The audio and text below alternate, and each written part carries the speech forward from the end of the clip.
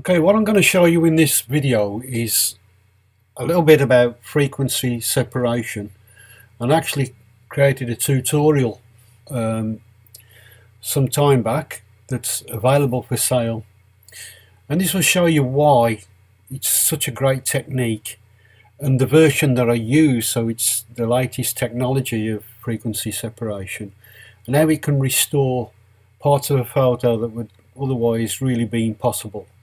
If we look at this shot, really nice shot, and basically I've done everything I could to try and get a good shot in the conditions, but we've got a strong backlight, and you can see that if we zoom into this area, there's no way you're going to get that back even with a raw file which it's shot in. It's just completely blown. You can see all that area there is just lost all the detail. It's still a nice shot, but let's make it perfect. So I'm going to show you how to do that. So if we open this up in Photoshop, just wait for that to open. And to do this, you must have the latest version of Photoshop, because one of the brushes that you require is only available in the latest version. If you buy my tutorial, basically you'll learn how to create an action for creating the frequency separation. And when we use this action, so first of all we're going to duplicate this layer. Let's just zoom in a little bit on this area.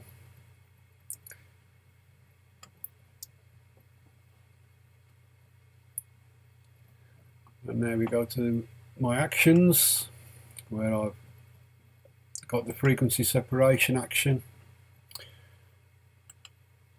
And as I say, you'll learn how to create that in the tutorial. And basically when you run it, you get this box come up and we have to apply a radius, and what this does is we need to blur out the detail by adjusting the radius. So I'm going to go for something around this area.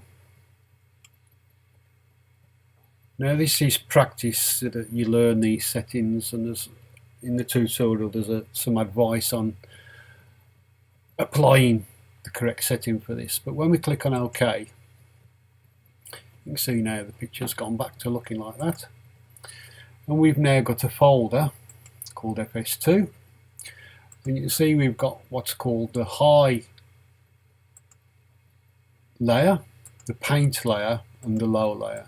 And basically what this has done is it's split all the high frequency areas, and by that what I mean is all the detail in the feathers, all the sharp areas, all the highlights, the white areas, and it's separated that from the background basically. So what we've got is all that detail on the high layer up here, and then all the basic colours are on the low layer, so they're completely separated. That's the low frequency information. And then we've got this layer called paint. Now when we use the correct brush, and the brush for that is the mixer brush tool, we can use settings on here, and again the tutorial tells you all about different settings to use. But what this allows me to do now is to push this colour into this area that's blown. It's not doing anything else, all we're doing is painting, and we're bringing this colour into that area. But what we're not getting back is the texture, and that comes later. So not only will we get the colour back in here, so I'm just very carefully dragging the colour over, and it's doing nothing else. You can see it's not adjusting anything but the colour on this.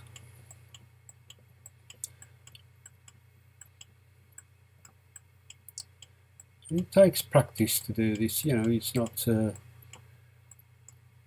but the brilliant thing about it is you can get a perfect image.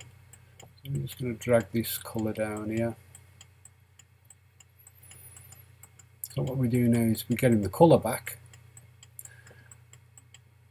And then when we've done this process, we'll be learning how to get back the detail, or the feather detail. And we can go back and adjust this at any time. So even when I've completed, we can go back and play and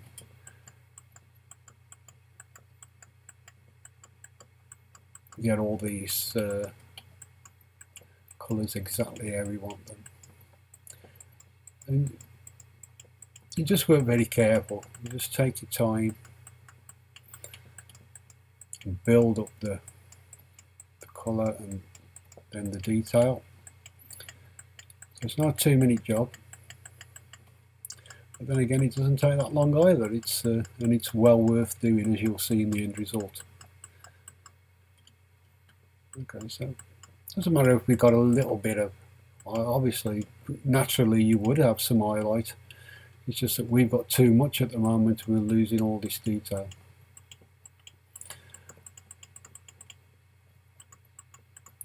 Now, frequency separation's been used a lot. It's used in the retouching industry, and it has had a lot of bad press because if done using the old method, it used to give very unreal looking effects. And using these techniques, and I'm showing you in the tutorial, it's just blows it away basically. It is so good at restoring parts like this, and also for areas where you've got too much shadow or too much light. It allows you to naturally get those areas back to where they should look. Okay, so that's not too bad. So we got some of that colour back now, and we'll come back to that in a moment. Now we're going to go back to the layers. And this high frequency, I'm going to show you what's on this. I'm going to hide all the other layers, and we'll just have a look at this. So what we've got on this is just the detail, basically. Let's bring all these back. Okay. So what we're going to do with this is to copy the detail onto this area here. And to do that, we're going to use the clone tool. Okay, so we click on the high layer, and we must make sure that when we use the clone tool, that the sample area is just the current layer. So that is really important. We only want to be working on the current layer. And then what we're looking at the texture that would probably be in this area. So if I work from about this area, hold down the Alt key, and what this is doing is it's not cloning in the usual way, it's just cloning that texture back into that area. So we're not copying the colours or anything like that, we're just cloning texture to that area.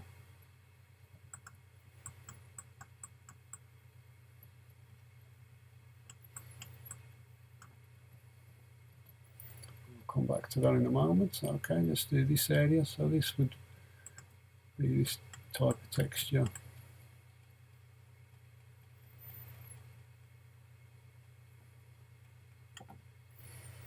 We'll work with this texture and come along.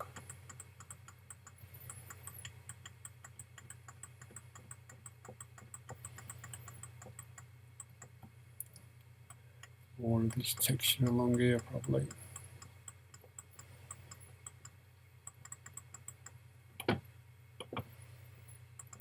Working from different areas to get a natural effect. You see, we're not copying all the colours to that area. We're only copying the texture. The texture is separated. So on the one layer we can push the colours around by pixel shifting as such. So we push the texture around using this method, and on the lower layer we use the paint layer to push the colour around and get the colours that we need.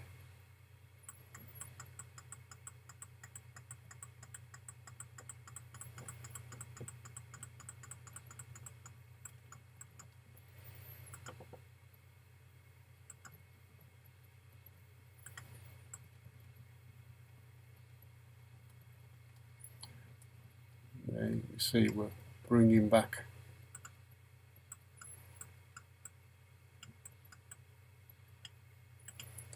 detail back in there. I want a bit stronger detail on this area.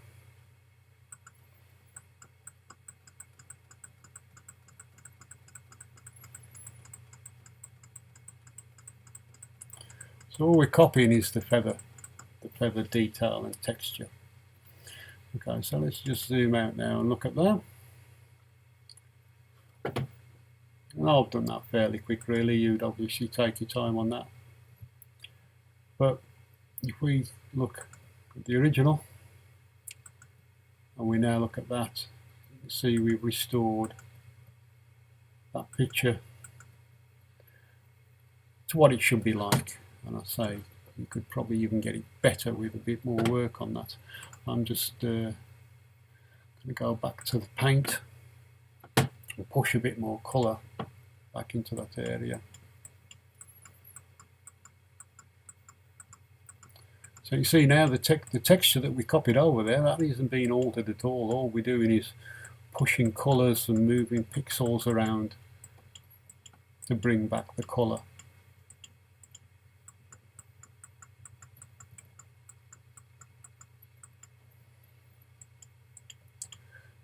So that's what frequency separation is. It's separating all those different areas of information,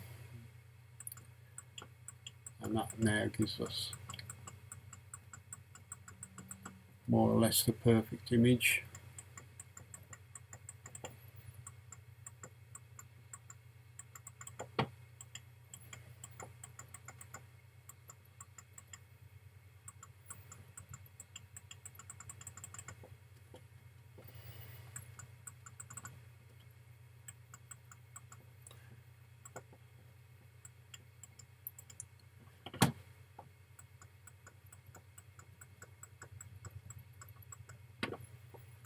There we go.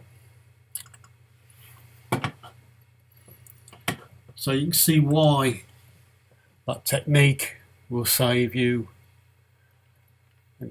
a lot of work and you know, get you the perfect image. You could always lessen the effect if you wanted to. If we go to the folder there, you can just take the opacity down just a little bit and get any variation of that we want, and it would be just a tiny bit there. And there we have got quite a natural looking image from that to that. All you need is the tutorial and you can do the same. So I'll put the link on there. If you want to take the tutorial, feel free to do so. It will save a lot of your images and get the best out of them basically.